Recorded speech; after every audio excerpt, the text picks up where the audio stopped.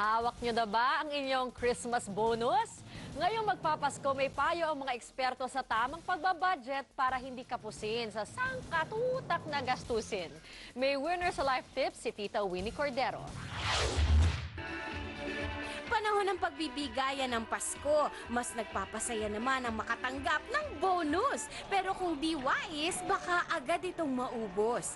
Ang dami kasing gastusin, mula sa panghanda hanggang sa pangregalo. Kaya naman ilan nating kapamilya, may kanya-kanyang diskarte. Mayroon ng listahan, tatawad. Hanap muna, tas kung saan yung okay, tsaka yung quality din. Payo ng eksperto para di mag-over budget, dapat maglista. Christmas season, ito yung panahon na parang may karapatan ba tayong maglustay o merong acceptable reason kung bakit tayo gagastos.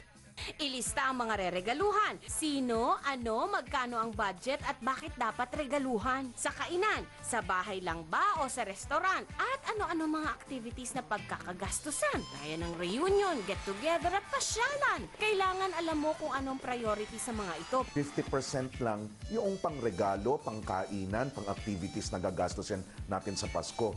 25% man lang nung 13th month o ng bonuses mo, lagay mo sa saving and investment. Kung meron kang utang, another 25% pangbayad ng utang.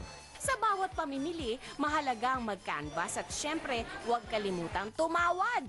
Maganda ring mamili ng mga promo items. Malaking matitipid na rin ang 20 to 30 pesos na madi-discount mo. At kung gusto mo pa ng mas malaking discount, pwede ring bumili ng in bulk o maramihan. Kailangan planado ang bawat paggastos para hindi malubog sa utang at nakatunganga pagkatapos ng Pasko. Ako po si Winnie Cordero. Tandaan, tamang diskarte lang ang kailangan para winner sa life.